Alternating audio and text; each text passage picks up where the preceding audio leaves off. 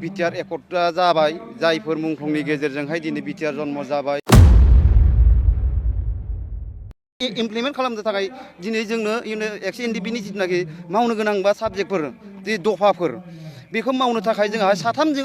दाना होदोंमोन गभर्नमेन्टआ जाय बे साथामनि सुबुङा जाहैबाय जोंहा गबिन्द सार दंमोन दिपेन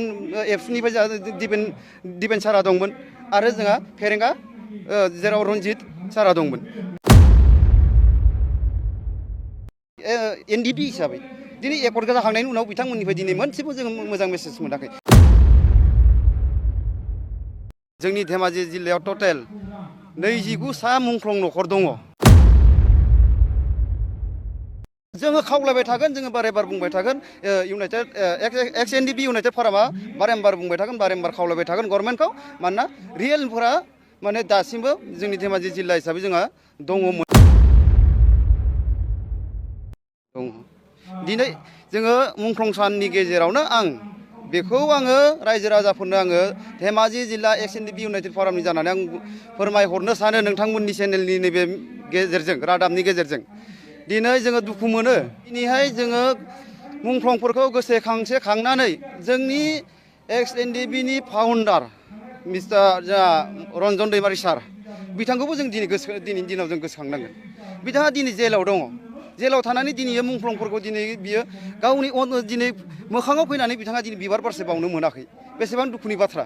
दा बिथाङाबो दिनैहाय गावनि गोसोजों माने आङो फोथायदों बिथाङाबो दिनैहाय रन्जन साराबो दिनै जेलाव थानानैनो बिथाङाबो दिनै गावनि अन्तरजोंहाय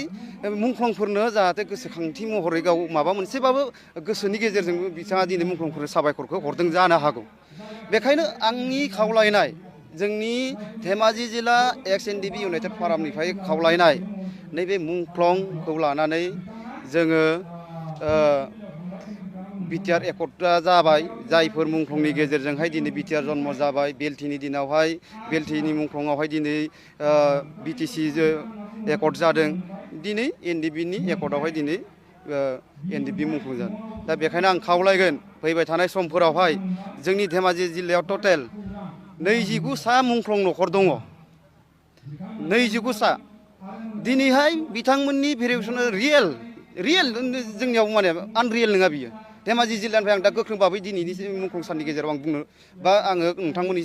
मिडियानि गेजेरजों खावलायनो सानो बा खौरांगिरिनि गेजेरजों आं बुंनो नागिरो रियेल जोंनावहाय 29 जन जोंनाव दङ ओमफ्राय रियेला जोंहा 3 मोनबाय बर्थमान आफाद हिसाबै एक्स एनडिपि हिसाबै होनबा जोंहा दिनैहाय जोङो 29 जन 29 सा जुदि मुंख्लं थानायनि गेजेराव जुदि 3ल'सो मोनबाय होनबा माखासेया दिनै गभर्नमेन्ट सालायनाया दिनै गाबोन समफोर 5 बोसोर जानोसै होनबा दिनै 4 बोसोराव बिथांमोनाहाय दिनै मा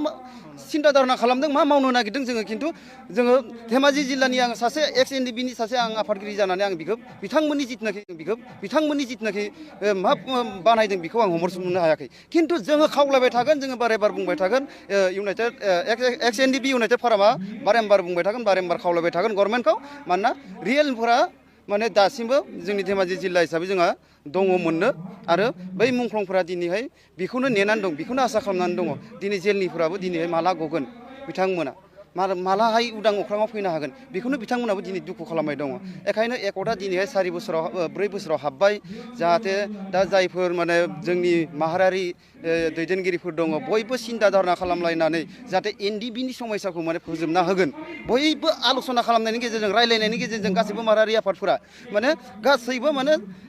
एनडिपिनि समयसाखौ सिफायना होनांगौ होननानै आङो धेमाजि जिल्लानिफ्राय आङो दाबिदारसो खालामनो गोनां बायथ' जानोबो हागौ आरो आङो दाबिदारबो खालामदो आरो माने मोनफ्रोमबो दिनैहाय जोंनो बेखौ इमप्लिमेन्ट खालामनो थाखाय दिनै जोंनो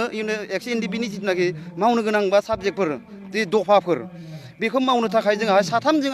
दाना होदोंमोन गभर्नमेन्टआ जाय बे 3नि सुबुङा जाहैबाय जोंहा गबिन्द सार दंमोन दिपेन एबसुनिफ्राय जोंहा दिपेन सारा दंमोन आरो जोंहा फेरेंगा जेराव रन्जित सारा दंमोन दिनैहाय बिथांमोननिफ्राय जोङो दिनै मोनसेबो मेसेज मोजां मोनाखै जोङो एनडिपि हिसाबै दिनै एकर्ड जाखांनायनि उनाव बिथांमोननिफ्राय दिनै मोनसेबो जोङो मोजां मेसेज मोनाखै दा मेसेजखौ मोनैखायनो आरो बैफोरखौ मावनो थाखायनो दिनैहाय एक्स एनडिपि इउनाइटेड फारामा माने मोगा मोगि जानो थाखाय माने दानानै दिनैसिम जोङो मुंख्लं सानखौ दिनै फालिबोबाय थादों आरो इउनाइटेड फाराम हिसाबै जोङो एक्स इउनाइटेड फाराम हिसाबै जोङो आरो जोङो मुंख्लं सानखौ जों सिबिलांबाय थागोन आरो जोंनि जिथुनाखि दाबि माबाफ्रा जाया दाबिनाय जुदि जोंनि मोननांगौ राइट पइन्टफोरखौ जों जुदि मोना बै समावलागै जों माने खान्थि थानाय नङा आरो जों जेसेबां हायो जों गभर्नमेन्टखौ जोङो जि पर्जाजोंनो हायो जोङो गभर्नमेन्टखौ जोङो नारसिनबाय थानायनि जोंहा माबायाव राइटआव जों फैनो हागौ आरो बेहाय जानो हागौ जेरैहाय जोङो मोनबोदों बिएलटिनि बिएलटिनि एकर्डआवबो बिदिनो माखासे इमप्लिमेन्ट खालामनो माखासे सम जादों खिन्थु दानि गभर्नमेन्ट जिथुनाखि सिस्टेमजों माने एकर्ड बा जोङो गोरोबथा खालामदों बै सिस्टेम मथे माने दानि माने जिथुनाखि गोरोबथानि खामानि मावनाया माने आवगायाखै मानोना लेहेम जादों दिनै मा लेहेमखौ मानो खालामदों सोर अबिजिंनिफ्राय मा पलिटिकेल एंगेल दं गैया बेखौ दिनै जोङो रायजो राजायाबो नुगोन आरो बियो पिक्साराहाय अलरेडि माने लासैनो नुजानोबो हागौ दिनैहाय बिथांमोना होआ होननानै बुंनो हाया दिनै गभर्नमेन्ट हिसाबै बिथांमोनाहाय प्लान पलिसिया बिसोरनाव राजनितिक हिसाबै बा बिसायख'थि पार्टि हिसाबै बा पलिटिकेल पार्टि हिसाबै थाखायो मानोना बिथांमोनाहाय अबेबा एजेन्डाखौ गावसोरनि एंगेलजोंबो लांनो हागौ बेखौ जोङो बेसेबां सैथो बेसेबां असैथो जोङो बेखौ दिनैहाय जोङो बुंनो हाया मानोना बिथांमोनाहाय अलरेडि माने मायाबा मोनसे इसुखौ माने पलिटिकेल एंगेलबो जायो माने गभर्नमेन्टआ मोनसे षड़यन्त्र खालामनानैबो माने मोनसे इसु लानानैबो माने खामानिखौ मावनो हागौ आरो बेखिनिखौ आङो मिथिनो जेनेबा आङो आन्दाज खालामदों आरो सरकारखौथ' जों बारे बार खावलायबाय थादों दिनैहाय सेन्ट्रेलाबो खावलायदों आंबो नै दिनै मुंख्लं साननि गेजेरजों जिल्लानि आफादगिरि जानानै आंबो खावलायदों दिनैहाय जोङो जोंनि जिथुनाखि दहाय बुंनाय बायदिनो आङो दिनै जोङो एक्सप्रेसियाखौ जोङो जायफोर माने मोननांगौ राइट दङ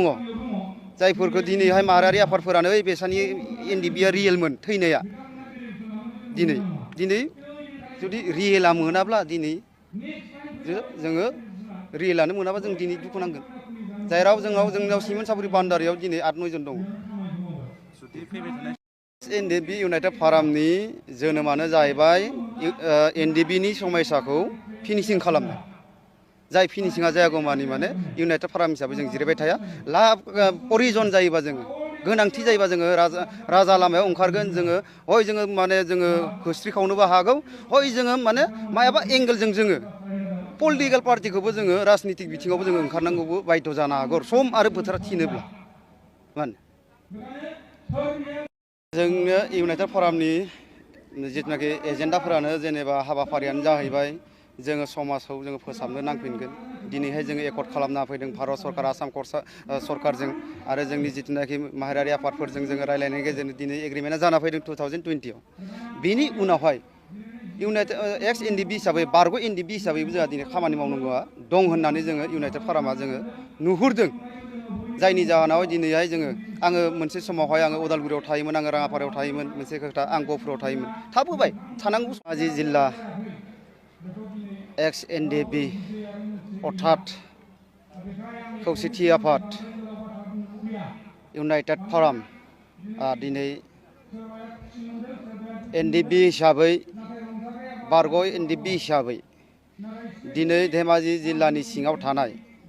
सिमेन्ट सापरि नैबे बेन्दोंनि सिङाव थानाय भुराबगत गामिनि एलपि स्कुलनि गेलेग्रा फोथाराव सानसेनि हाबाफारिखौ लानानै एनडिबिनि मुंख्लं जानाय 14 सेप्तेम्बरखौ जोङो माहारियारि आफादफोरखौ लानानै आरो जोंनि ओनसोलनि रायजो राजाफोरखौ लानानै जिथुनाखि 14 सेप्तेम्बरा जोंनि बर' हारिनि थाखाय आरो एनडिबिनि थाखाय जारिमिनारि मोनसे सान बेखौ दिनै जोङो मुंख्लं फोरबो हिसाबै जोङो मुंख्लंनि जोङो जिथुनाखि बिथांमोननि नाजानायावनो दिनै जोंनि मोनसे बिटिआर होननाय मोनसे एकर्डआ दिनै जाना थांदों दा बै एकर्डनि गेजेरजों दिनै बिथांमोननि जिथुनाखि अबदान होनाय बा बिथांमोननि जिथुनाखि थैथां नाजानायनि गेजेरजों दिनै बर' रायजोआ दिनै बिटिआर एकर्डखौ मोननो हादों दा बेखायनो आङो गासै जोंनि जिथुनाखि नांनाय आरो जिथुनाखि जोंनि हास्थायनाय बियो दिनैहाय गभर्नमेन्ट लेभेलावहाय जि पर्जाजों सावरायदों इउनाइटेड फाराम अफ एक्स एनडिबिआ दिनैहाय गभर्नमेन्टजों सावरायगासिनो दं दिनै जोङो मुंख्लं साननि गेजेरावनो बेखौ आङो रायजो राजाफोरनो आङो धेमाजि जिल्ला एक्स एनडिबि इउनाइटेड फारामनि जानानै आं फोरमायहरनो सानो नोंथांमोननि चेनेलनि नैबे गेजेरजों रादाबनि गेजेरजों दिनै जोङो दुखु मोनो दिनै जोङो मुंख्लंजों बोसोरफ्रोमबो फालिबोबाय थादों दिनै जोङो मुंख्लंफोरनो मा बिहोमा होनो हादों दिनै बेखौबो जों गोसोखांनांगोन आरो बेखौबो जों नोजोर होनांगोन मानोना दिनैहाय मुंख्लं नखरफोरनि थाखायहाय जोङो इउनाइटेड फराम एक्स एनडिपिआ दिनैहाय गभर्नमेन्टजों नांगासिनो दङ आरो जोङो बिथांमोननि जिथुनाखि सावरायनायनि गेजेरजों जोङो बिथांमोननि जिथुनाखि अबदान होनायखौ दिनै जोङो फिदिंफिननो हायै बायदि अबस्थायाव दङ दा बेखायनो जों फैबाय थानाय समफोराव जाहाथे जोंनि मुंख्लं नखरफोरनि जाहाथे बिथांमोननि थै जिउ बिहोमा होनाया जाहाथे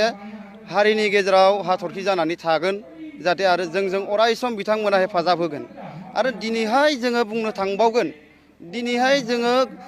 मुंख्लंफोरखौ गोसोखांनानै जोंनि एक्स एनडिपिनि फाउन्डार मिस्टार रन्जन दैमारि सार बिथांखौबो जों दिनैनि दिनाव जों गोसोखांनांगोन बिथाङा दिनै जेलाव दङ जेलाव थानानै दिनै मुंख्लंफोरखौ दिनै बियो गावनि दिनै मोखाङाव फैनानै बिथाङा दिनै बिबार बारसे बावनो मोनाखै बेसेबां दुखुनि बाथ्रा दा बिथाङाबो दिनैहाय गावनि गोसोजों माने आङो फोथायदों बिथाङाबो दिनैहाय रन्जन साराबो दिनै जेलाव थानानैनो बिथाङाबो दिनै गावनि अन्तरजोंहाय मुंख्लंफोरनो जाहाथे गोसोखांथि महरै गाव माबा मोनसेबाबो गोसोनि गेजेरजों बिथाङा दिनै मुंख्लंफोरनो साबायखरखौ हरदों जानो हागौ बेखायनो आंनि खावलायनाय जोंनि धेमाजि जिल्ला एक्स एनडिपि इउनाइटेड फरामनिफ्राय खावलायनाय नैबे मुंख्लंखौ लानानै जोङो बिटिआर एकर्डआ जाबाय जायफोर मुंख्लंनि गेजेरजोंहाय दिनै बिटिआर जन्म जाबाय बेलटिनि दिनावहाय बेलटिनि मुंख्लंआवहाय दिनै बिटिसि एकर्ड जादों दिनै एनडिपिनि एकर्डआवहाय दिनै एनडिपि मुंख्लं जादों दा बेखायनो आं खावलायगोन फैबाय थानाय समफोरावहाय जोंनि धेमाजि जिल्लायाव टटेल 29 मुंख्लं नखर दङ 29 दिनैहाय बिथांमोननि भेरिफिकेसन रियेल जोंनियाव माने आनरियेल नङा बियो धेमाजि जिल्लानिफ्राय आं दा गोख्रों भाबै दिनैनि मुंख्लं साननि गेजेराव आं बुंनो बा आङो नोंथांमोननि मिडियानि गेजेरजों आं खावलायनो सानो बा खौरांगिरिनि गेजेरजों आं बुंनो नागिरो रियेल जोंनावहाय 29 जन जोंनाव दङ ओमफ्राय रियेला जोंहा 3 मोनबाय बर्थमान आफाद हिसाबै एक्स एनडिपि हिसाबै होनबा जोंहा दिनैहाय जोङो 29 जन 29 जुदि मुंख्लं थानायनि गेजेराव जुदि 3ल'सो मोनबाय होनबा माखासेया दिनै गभर्नमेन्ट सालायनाया दिनै गाबोन समफोरनो 5 बोसोर जानोसै होनबा दिनै 4 बोसोराव बिथांमोनाहाय दिनै मा सिन्था धारना खालामदों मा मावनो नागिरदों जोङो खिन्थु जोङो धेमाजि जिल्लानि आं सासे एक्स एनडिपिनि सासे आं आफादगिरि जानानै आं बेखौ बिथांमोननि जिथुनाखि जोङो एग्रिमेन्ट खालामना फैखांनाय लोगो लोगोनो दिनैहाय जोङो रायजोनि गेजेराव जोङो नुसारफिनदों दिनैहाय जोंनाव गोबां माहारियारि आफादफोर दङ जों सावरायो जिल्ला हिसाबै दिनैहाय जोंनावबो मोनसे इउनाइटेड फराम हिसाबै जोंनावबो मोनसे इसु थायो जायनि जायगायाव जोङो दिनैहाय भिलेज प्रग्रामखौ जोङो साननैसोनि उनाव जोङो थि खालामदों धेमाजि जिल्ला इउनाइटेड फराम हिसाबै जि जोङो भिलेज जि प्रग्राम लागोन बेनि उनावहाय जोङो बै भिलेजनि आफादगिरि नेहाथारिफोरासो उननि फर्जाखौ जोङो मा सिस्टेमाव लांगोन जोङो मिथिहोगोन सिगांग्रो जोंनि माबाखौ जोंनि जि मावनो लानाय बिथांखिखौ जोङो रायजोनि गेजेराव फोरमायग्रोगोन बेनि उनावसो जोङो जिथु समाज दानायाव दिनै समाजखौ गाज्रि खालामदों होनबाथाय ड्राग्सजों दिनै थांगासिनो दङ इउनाइटेड फराम हिसाबै दिनै क'क्राझाराव ड्राग्सनि माखासे मोजां खामानि मावदों उन्दै गथ'फोरा दिनै क'क्राझार बा माबा मोनसे जोंनि एरियायानो जाथों क'क्राझारानो जाथों बर' हारि हिसाबै दिनै बिनिखौ बे हाबा उन्दै बैसोआव हाबा जादों बैसो जायियाव हाबा जादों ड्राग्स जादों सोरबा बायदि गथ'फ्रा आरो दिनैहाय बैफोरखौ नुनानैनो जोङो दिनै भिलेज प्रग्राम जोङो लानानै आरो भिलेज प्रग्राम लाखांनायनि उनावनो जोङो जोंनि सिन्था धारना आरो जोङो मा फोरमायनांगौ जोङो गामि आफादफोरजों सावरायनानै जों खामानिखौ मावनाय जागोन आरो माखासे जोंनि थाखानाय माहारियारि आफादफोरजों सावरायलायनानै जोङो माखासे एक्सनखौ आरो जोङो माखासे हाबाफारिखौ लानो हागौ आरो